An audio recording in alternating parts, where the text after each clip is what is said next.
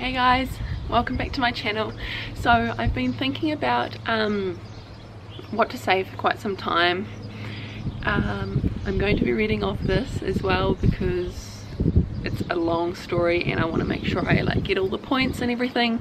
I don't want to say some things but just in case I regret saying them later on. And before I start, I understand everyone's experience is different. Some have had better summers, like the best summer of their lives, and go back every year or every second year and they still have like the best times now, but this is how my experience went, so I can share like that not everyone's story, I guess, or like experience is as good as each other's. In May last year I sent my application through to Camp America for Camp America 2018. I was so excited to go to Camp America for the first time, being able to sightsee, shopping, and being able to have my first like proper American summer camp like you see in the movies and all the interesting stuff.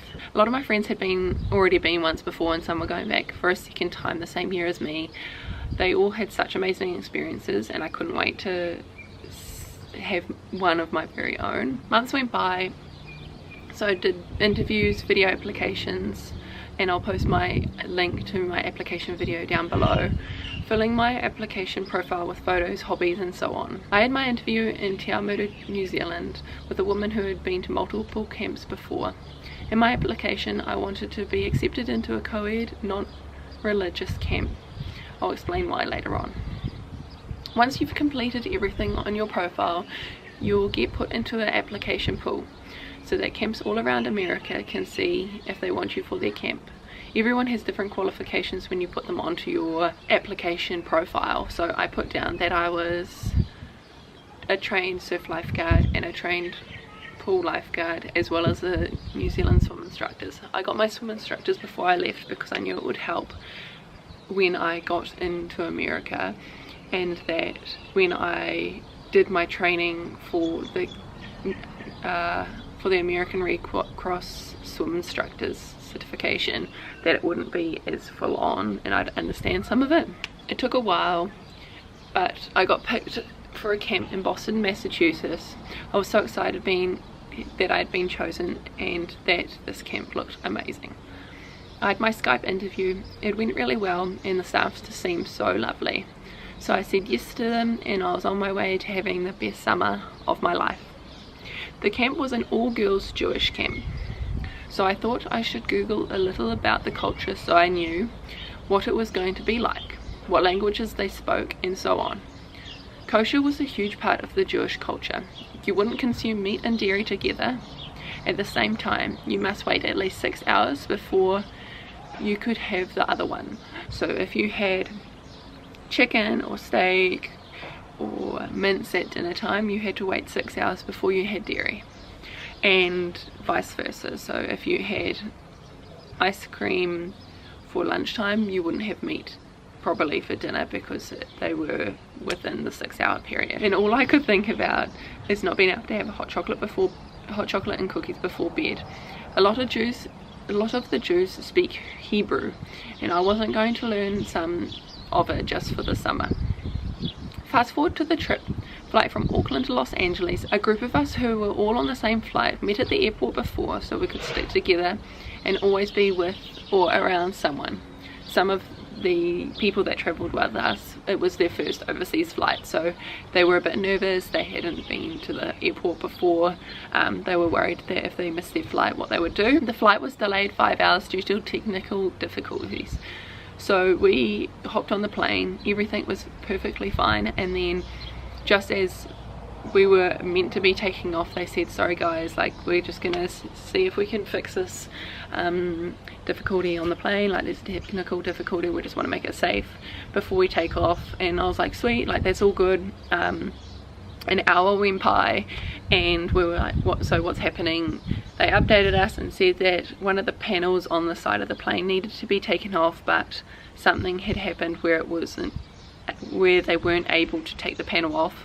Maybe like the screws were cross-threaded or something.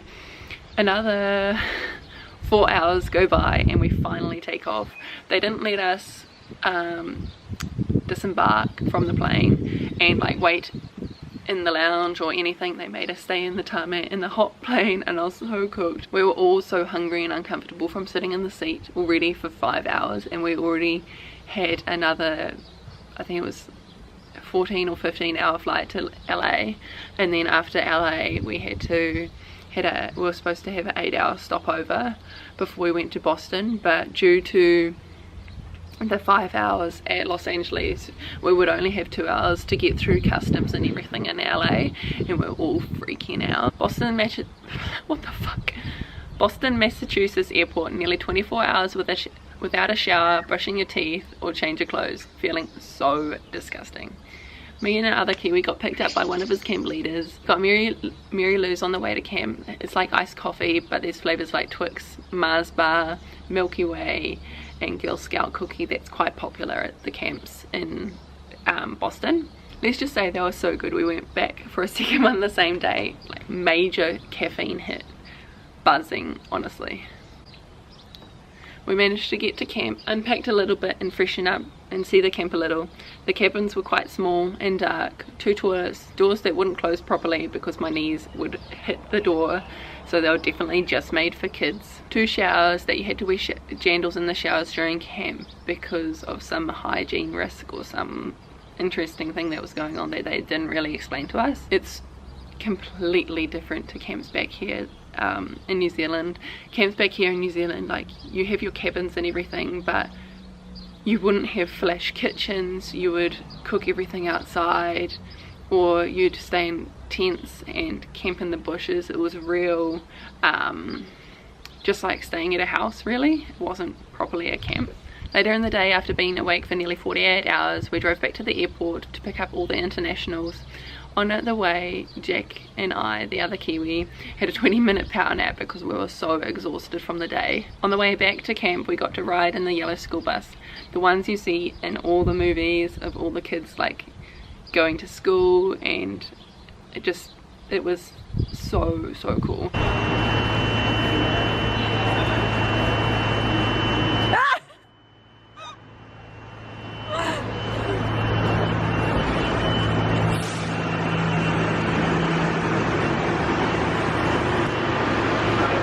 I absolutely cooked though, and we were so tired just like trying to sit in the seats. Some of us felt kind of car sick because of how exhausted we were. Fast forward to the first night at camp. We were spread out between 3 bunks, the boys in one, me and 2 other girls in the other, and the rest of the internationals in the 3rd bunk.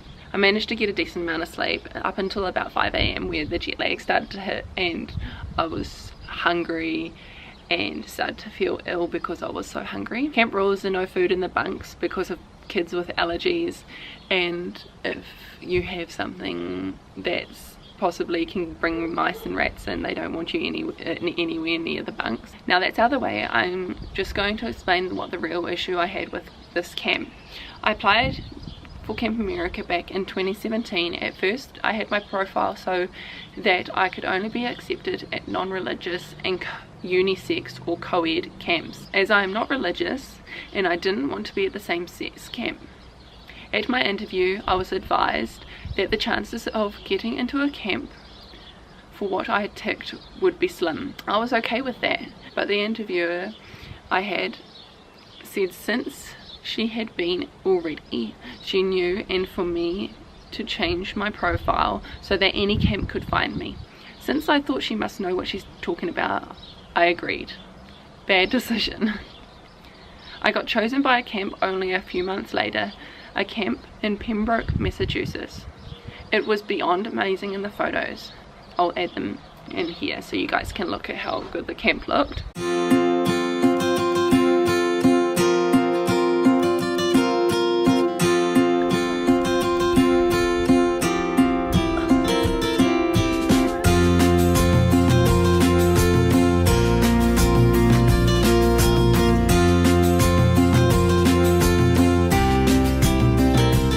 The bunks were laid out in a horseshoe shape, the flagpole in the centre. There was a pool, a lake, a huge field, basketball courts, and so much more. It was only 45 minutes from Boston, which we could go there on our days off. The kids were arranged ages from 7 to 15, and there would be heaps of internationals as well as Americans. We arranged a Skype meeting at a time that worked for us all. Here's where I wasn't too sure about. When I got the email, it said all girls and Jewish camp, and if you remember how in my interview, that's exactly what I didn't want. I chose to go through with the interview, see what the staff were like, and try something new, as that's how I am. The interview went well. They wanted me to work at the pool as a lifeguard and swim coach for the summer. I said I would get back to them as I wanted to research the camp more, and so on. I talked to Camp America, as the address link showed, camp being smack bang in the center of America, absolutely nothing around, but the link sent me was wrong, and it was actually in Massachusetts. If you ever decide to go with Camp America, think about the camp you're going to. A lot. You're going to be there for at least 2 months, and you want to be able to have the best experience possible. Now, a few questions I got asked. Would I do it again, but go with a different camp? E.g. not with Camp America. Now, there is quite a few other camps that do the same kind of experience as Camp America. This might be too windy now. I know someone else that went with a different camp. I thought about this one a lot, because when I told the camp director I wanted to leave, we called Camp America. They gave me the option of going to another camp, one I actually wanted to be at. I had barely any money left, as I was buying flights out of there, so I decided not to stay. How long was I at camp when I decided it wasn't right for me? It had been about 2 weeks. During this time, I completed my American Red Cross lifeguard certificate and my American Red Cross swim instructor certificate, and had been to New York for 4 days, and the Americans had just arrived. How much money did I take over with me, and how much did I return with? So I took over 7,000 to 8,000 New Zealand dollars, but it rounds to about 5,000 to 6,000 US dollars, and I returned with about $45 New Zealand. What did I do after camp? I brought a flight from Boston to Los Angeles. This cost just over $300 US dollars. Spent time in LA, went to the Walk of Fame, hiked up to the Hollywood sign,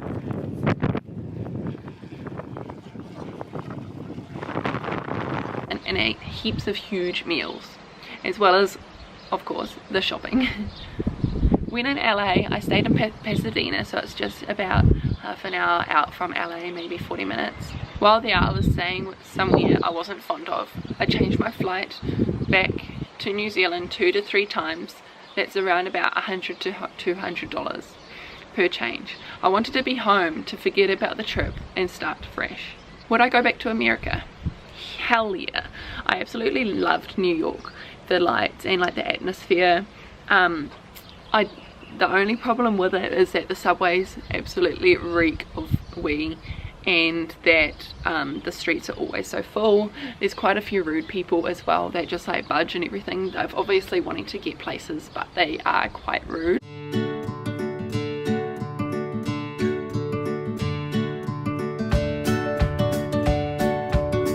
The food there, I quite liked. I think it's called the Shake Shack, so you get like your shake, a burger and some chips. We did that 2 times while we were in New York. We did it once for lunch and once for dinner.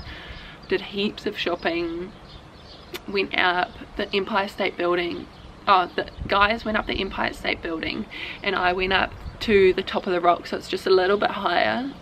I'll post some pictures here so you guys can have a look at it.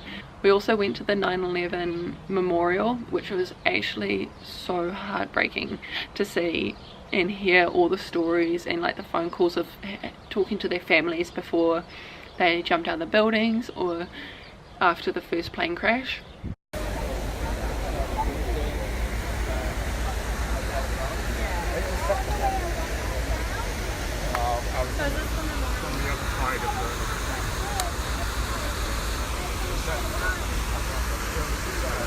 I want to go back and have a proper trip and see as much as possible, maybe like a road trip from one side to the other.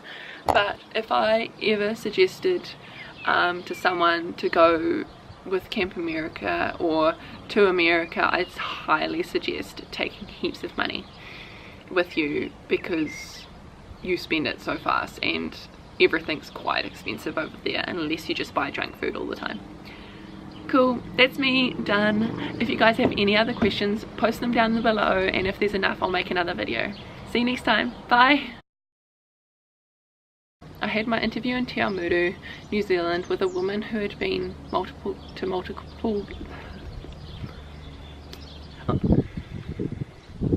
Boston